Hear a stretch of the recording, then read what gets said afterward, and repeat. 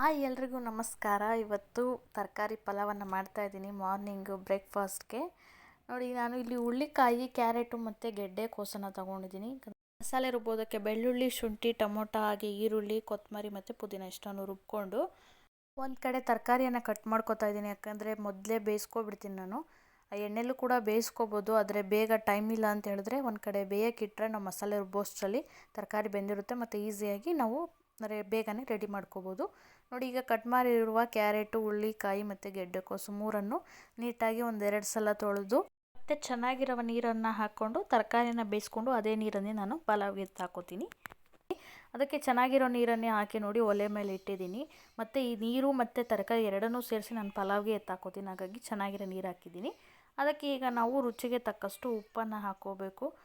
ನಂತರ ನಾವು ಅನ್ನಕ್ಕೆ ಎಷ್ಟು ಬೇಕೋ ಅಷ್ಟು ಹಾಕ್ಕೋಬೇಕು. ಈಗ ಎಷ್ಟು ಬೇಕೋ ಅಷ್ಟು ತರಕಾರಿಗೆ ಹಿಡಿಯೋಷ್ಟು ರುಚಿಗೆ ತಕ್ಕಷ್ಟು ಉಪ್ಪನ್ನು ಹಾಕ್ಕೊಂಡು ಬೇಯೋದಕ್ಕೆ ಇಟ್ಕೋತಾ ಇದ್ದೀನಿ. ಒಂದು 20 ನಿಮಿಷ ಬೇಯಿಸ್ಬೇಕಾಗುತ್ತೆ. ಪ್ಲೇಟನ್ನು ಮುಚ್ಚಿದ್ರೆ ಉಕ್ಕುತ್ತೆ, ಆವಾಗವಾಗ ನೋಡ್ಕೋಬೇಕು. ನಂತರ ನೋಡಿ, ಮಸಾಲೆಯನ್ನು ರುಬ್ಕೊಂಡು ಅದು ಬೇಯೋಷ್ಟರಲ್ಲಿ ನಾನು ಕುಕ್ಕರನ್ನು ಬಿಸಿಗಿಟ್ಟಿದ್ದೀನಿ.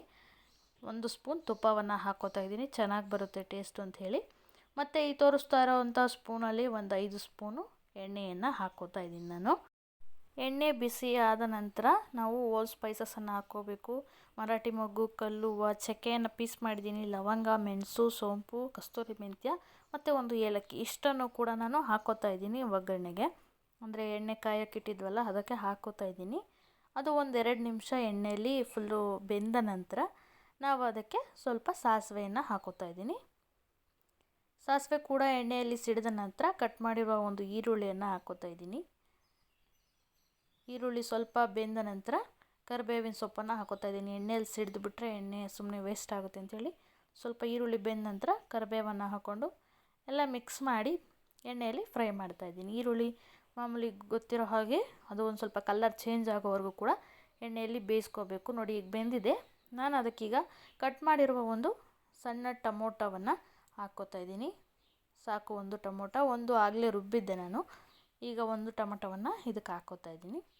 ಈಗ ನೀಟಾಗಿ ಮತ್ತು ಟೊಮೊಟೊವನ್ನು ಕೂಡ ಎಣ್ಣೆಯಲ್ಲಿ ನೀಟಾಗಿ ಚೆನ್ನಾಗಿ ಬೇಯಿಸ್ಕೋಬೇಕು.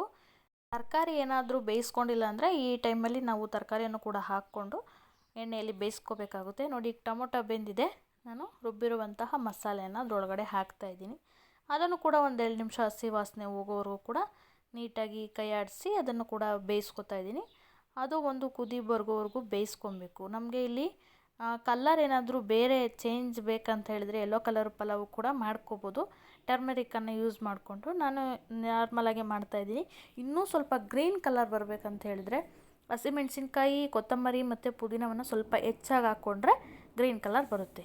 ಈಗ ನೋಡಿ, ನಾನು ಬೇಯಿಸಿರುವಂತಹ ತರಕಾರಿ ಮತ್ತು ನೀರು ಎರಡನ್ನೂ ಹಾಕೋತಾ ಇದ್ದೀನಿ. ನಾನು ಆಗಲೇ ಹೇಳ್ದಾಗೆ ಚೆನ್ನಾಗಿರೋ ನೀರನ್ನು ಹಾಕಿದ್ದೆ, ಹಾಗಾಗಿ ಅದನ್ನೇ ಹಾಕ್ಕೊಂಡು ರುಚಿಗೆ ತಕ್ಕಷ್ಟು ನಾವು ಅಕ್ಕಿ ಹಾಕ್ತೀವಲ್ಲ, ಹಾಗಾಗಿ ರುಚಿಗೆ ತಕ್ಕಷ್ಟು ಉಪ್ಪನ್ನು ಹಾಕ್ಕೊಂಡು ಸ್ವಲ್ಪ ಧನಿಯಾ ಪುಡಿಯನ್ನು ಹಾಕ್ಕೋತಾ ಇದ್ದೀನಿ.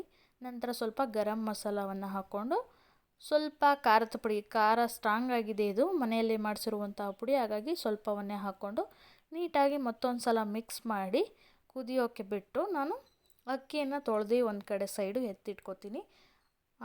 ಸ್ವಲ್ಪ ನೆಂದರೆ ಬೇಗನೆ ಅನ್ನ ಆಗುತ್ತೆ ಅಂಥೇಳಿ. ಈಗ ನೋಡಿ, ನಾನು 1.5 ಗ್ಲಾಸಷ್ಟು ನೀರು ಅದು ನಾವು ಬೇಯಿಸಿರೋ ತರಕಾರಿಲಿತ್ತು ಮತ್ತು 2.5 ಗ್ಲಾಸ್ ನೀರನ್ನು ಹಾಕ್ಕೋತಾ ಇದ್ದೀನಿ. ಒಟ್ಟಾರೆ 4 ಗ್ಲಾಸ್ ಆಗುತ್ತೆ. ನಾನು 2 ಗ್ಲಾಸ್ ಅಕ್ಕಿಯನ್ನು ಹಾಕ್ಕೋತಾ ಇದ್ದೀನಿ. ಈಗ ತೊಳೆದಿರುವಂತಹ ಅಕ್ಕಿಯನ್ನು ಹಾಕ್ಕೋತಾ ಇದ್ದೀನಿ. ಒಂದು ಕುದಿ ಬರ್ತಾ ಇದೆ ನೋಡಿ, ಆವಾಗ ನಾನು ತೊಳೆದಿರುವ ಅಕ್ಕಿಯನ್ನು ಹಾಕ್ಕೊಂಡು ಮತ್ತೊಂದು ಸಲ ನೀಟಾಗಿ ಮಿಕ್ಸ್ ಮಾಡಿ ಖಾರ ಉಪ್ಪು ಏನಾದರೂ ಬೇಕು ಅಂತ ಹೇಳಿದ್ರೆ ಹಾಕ್ಕೋಬೋದು. ಯಾಕಂದರೆ ಇದು ಒಂದು ಸಲ ಅಕ್ಕಿ ನಾವು ಕುಕ್ಕರ್ ಕ್ಯಾಪನ್ನು ಕ್ಲೋಸ್ ಮಾಡಿದ್ರೆ ಮತ್ತೆ ಹಾಕೋದಕ್ಕಾಗೋದಿಲ್ಲ. ಅದು ಸಾಂಬಾರಾದರೆ ಹಾಕ್ಕೋಬೋದು. ಹಾಗಾಗಿ ಮತ್ತೊಂದು ಸಲ ಹೇಗಿದೆ ಅಂತೇಳಿ ಟೇಸ್ಟನ್ನು ನೋಡಿಕೊಂಡೇ ಹಾಕ್ಕೊಳ್ಳಿ. ಈಗ ನೋಡಿ, ಕುಕ್ಕರ್ ಲಿಡ್ಡನ್ನು ಕ್ಲೋಸ್ ಮಾಡ್ತಾಯಿದ್ದೀನಿ. 1 ವಿಷಿಲ್ ಬಂದರೆ ಸಾಕು. ಮೀಡಿಯಮ್ ಫ್ಲೇಮಲ್ಲಿ ಇಟ್ಕೊಂಡ್ರೆ ಒಳ್ಳೆಯದು, ಬೇಗನೆ ಸಿದೋಗ್ಬಿಡುತ್ತೆ. ಹಾಗಾಗಿ 1 ವಿಷಿಲ್ ಹೊಡೆಸ್ಕೊಳ್ಳಿ, ಸಾಕಾಗುತ್ತೆ. ನೋಡಿ, ಈಗ ಓಪನ್ ಮಾಡ್ತಾಯಿದ್ದೀನಿ. ನಾನು ಕುಕ್ಕರು 1 ವಿಷಿಲ್ ಬಂದಿದೆ. ಈಗ ಓಪನ್ ಮಾಡ್ತಾಯಿದ್ದೀನಿ. ನೋಡಿ, ಈ ರೀತಿ ಆಗಿದೆ. ಮಸಾಲೆ ಎಲ್ಲ ಮೇಲ್ಗಡೆ ಬಂದಿದೆ, ತರಕಾರಿ ಮತ್ತು ಮಸಾಲೆ ಎಲ್ಲ ನೀಟಾಗಿ ಎಲ್ಲನೂ ಮಿಕ್ಸ್ ಮಾಡ್ಕೋಬೇಕು. ಆ ಕುಕ್ಕರಲ್ಲಿ ಹಾಕ್ತಾಯಿಲ್ಲ ಅಂದರೆ ಒಂದು ದೊಡ್ಡ ಪಾತ್ರೆಗೆ ಹಾಕ್ಕೊಂಡು ಮಿಕ್ಸ್ ಮಾಡ್ಕೊಳ್ಳಿ, ಇಲ್ಲ ಒಂದು ಸ್ವಲ್ಪ ಪ್ಲೇಟ್ಗೆ ಎತ್ಕೊಂಡು ಮಿಕ್ಸ್ ಮಾಡ್ಕೊಳ್ಳಿ. ನೋಡಿ, ಈಗ ತಯಾರಾಯಿತು ತರಕಾರಿ ಪಲಾವ್.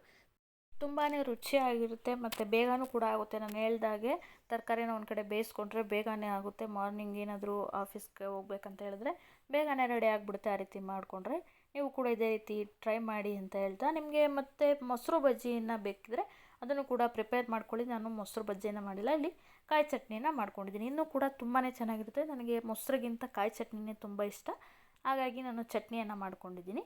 ನೀವು ಬೇಕಂತ ಹೇಳಿದ್ರೆ ಮೊಸರು ಬಜ್ಜಿಯನ್ನು ಮಾಡ್ಕೊಳ್ಳಿ.